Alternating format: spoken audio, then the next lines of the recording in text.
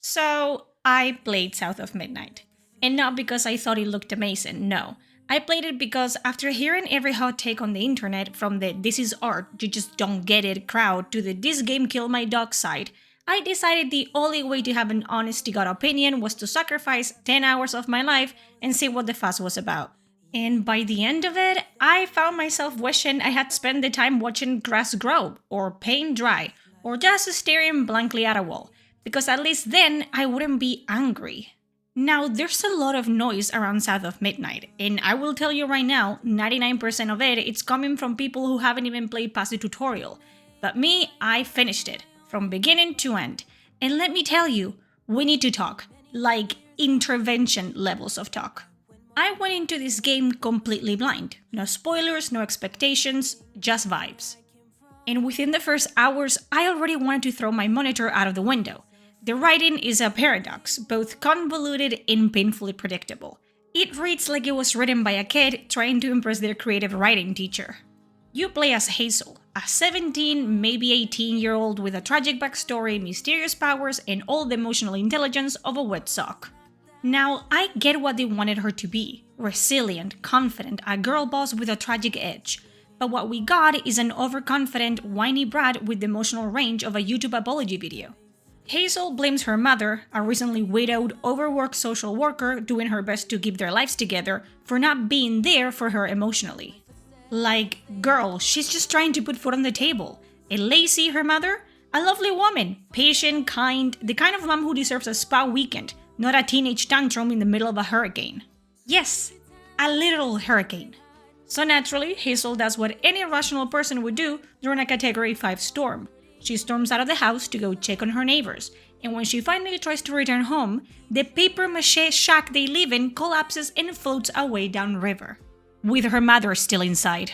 And what follows is the most bizarre, tone-deaf, ridiculous chasing I have ever seen. What the f*** are we supposed to do? What are you gonna do? Fight Mother Nature, Hazel? This is not how this works! Mama! No! Hazel literally tries to chase down a floating house like she's auditioning for a live-action Looney Tunes reboot. At one point, she even tries to jump on the roof of the house, during a hurricane, on a raging river. Obviously, she dies, or well, almost dies, because that's what it takes to awaken her Mysterious Weaver powers. Turns out, nearly drowning was just the magical trauma juice she needed to unlock her abilities. She's knitted back into existence, because of course she is, and this is just the opening. First of all, what are you? I'm sorry, who do you think you are?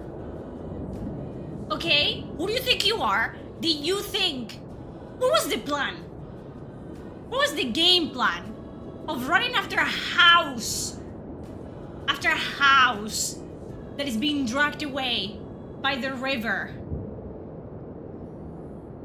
What is the game plan there? What are you gonna do? Are you gonna negotiate with the house? Are you negotiate with the hurricane? I don't understand what the game. What if we didn't have powers? Because I don't understand what the game plan was here. I was flabbergasted, staring at the screen like I just walked into a fever dream directed by someone who really liked Coraline but didn't want to commit to the tone. Now let's talk about gameplay. And I'm using that word generously because South of Midnight might have some of the most mediocre, uninspired gameplay I have ever encountered in years. The platforming is fine, it functions, you jump, you climb, you fall to your death every 2 seconds, gold star. But the moment you engage with the combat, it's like the game takes a nosedive straight into mediocrity and sets up camp there. Combat is this button-smashing fever dream confined to tiny arena spaces where you fight the same 4 types of enemies over and over again. And when I say confined, I mean confined. You are funneled into these little combat zones that absolutely destroy the narrative pacing. You'll be exploring something vaguely interesting, maybe even getting a bit emotional momentum going on, and then bam, you're locked in with waves of enemies for the 20th time wondering what life decisions led you here. The combat isn't even mechanically terrible, it's just aggressively boring. The camera is fighting you the entire time like it's trying to escape the game. The mechanics feel like they were lifted off a budget God of War clone, but none of the weight or flow came with it. It's all shallow combos, dodging and hitting the same enemy types until they fall over. And the worst part, you know it didn't have to be this way. The enemy design is actually cool, genuinely. The monsters are creepy, twisted representations of trauma and folklore, and some of them are legitimately interesting. But all of that is squandered when the actual fight consists of press X until it dies, and maybe throw a spell in there for flavor. There's no evolution, no surprise, no strategy, just rinse and repeat. The game could have ditched combat entirely and leaned into the atmospheric exploration, puzzle solving, and using your Weaver powers in creative ways, but nope, they wanted to be Alice Madness Returns so bad. Except they didn't bring the compelling combat or the rich, twisted storytelling. What we get instead is a half-baked system meant solely to stretch the runtime past 5 hours. You feel it. Every arena fight screams, we need to pad the length of this game. It's not satisfying, it's not challenging, it's just there. Like gum stuck under a desk. You didn't ask for it, but here it is, ruining your day anyway. Now, to be fair, there are boss fights. 4 of them, technically. One of them doesn't count because it's just platforming, but 3 of them, those actually involve monsters with real design, actual mechanics, and they don't drag on forever. They're fine. Reminded me a little of It Takes Two or even a Split Fiction in terms of spectacle and pacing. You fight these corrupted beings, cleanse their trauma, and help them move on. It's cliché, but it works in a baby's first metaphor kind of way. And then you reach the final boss, Kushma, the big bad, the nightmarish fog demon who's been looming in the background the whole game, feeding off trauma and pain like it's an all-you-can-eat buffet. You think, okay, this is it. This is the moment the game redeems itself. Surely this fight will be epic. Nope, it's 5 arena fights. That's it. 5 recycled combat encounters with the same basic enemies you've been stomping for the past 8 hours. No new mechanics, no tension, no actual boss fight. Just wave after wave of the same tired nonsense. The emotional climax of the story is reduced to button smashing your way through a series of mobs you could beat while half asleep. It's the gaming equivalent of serving boiled chicken at a wedding. Hazel, our protagonist, is exhausting. That's really the only word for it. She has zero room for growth because the game treats the player like we drool when we speak. She's not here to evolve, she's here to narrate. Every second, every moment, every thought that stumbles into her brain immediately falls out of her mouth. She doesn't just talk, she over-explains. She will tell you where to go, how to get there, how high to jump, what it means, how it made her feel, and what kind of sandwich she wants when it's over. That's her name. The Weaver I followed to get downriver. I just heard it. I just heard that. Like, that's the thing. Because they insult your intelligence, which really upsets me, and I literally just made an entire video about it, about writing in RPGs and games, and just the lackluster decline of writing over the years, because they're spending so much time insulting your intelligence, and they think they have to explain every single bit of the story to you. They're missing out on actually writing good dialogue and using the dialogue to convey her personality and her growth. But no, it's just, this game is 90% her just repeating stuff that we just saw. There's nothing, I don't know anything about Hazel, except that she talks to herself and she repeats everything. She says every thought out loud. There's nothing I know about this girl. Nothing whatsoever. Hazel is supposed to be this complex, emotionally rich lead. Brash but vulnerable, hurting but hopeful. What we get is a self-centered teen with the emotional subtlety of a foghorn. You don't get to know her through her choices or through how she reacts to events, no. You get to know her because she won't stop talking, and every line she says feels like it came straight out of a poorly moderated Discord role-playing server.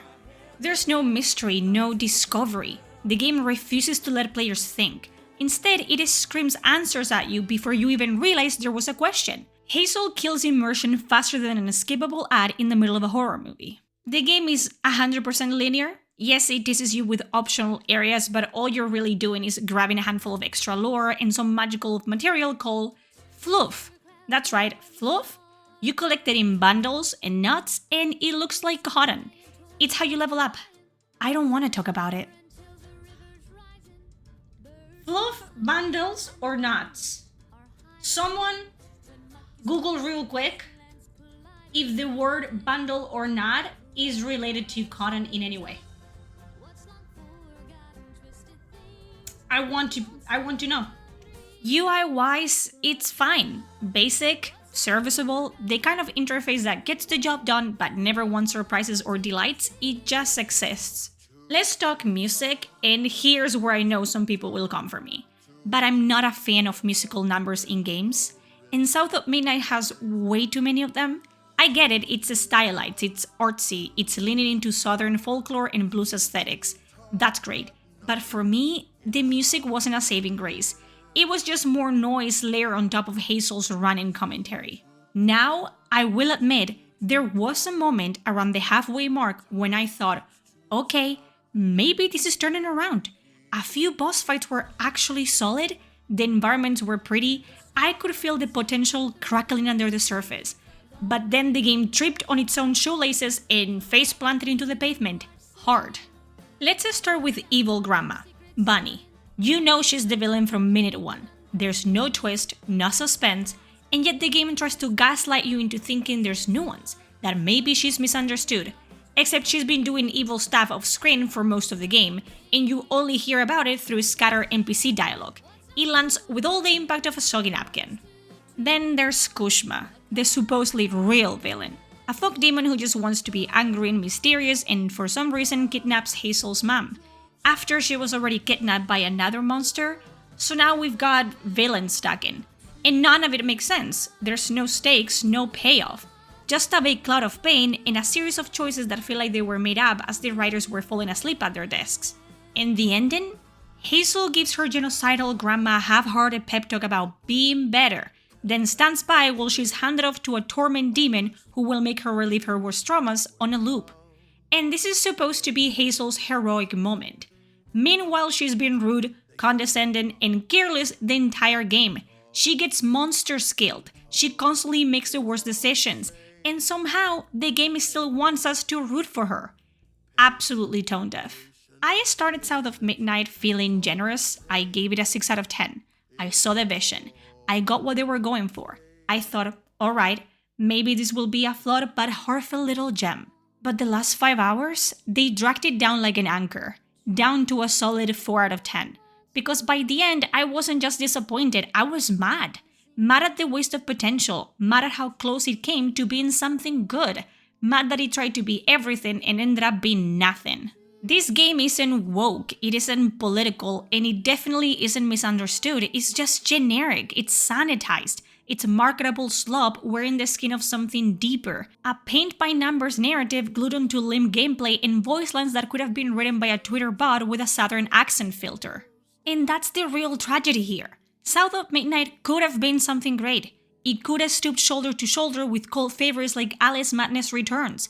But instead, we got yet another hollow, forgettable title that barely qualifies as a video game. It talks big, looks cool, but leaves you empty. So if you're looking for something original, immersive, or even remotely worth your time, this ain't it. As you dream, and at the end of dreams, you grieve. But now the leaving's done, and we still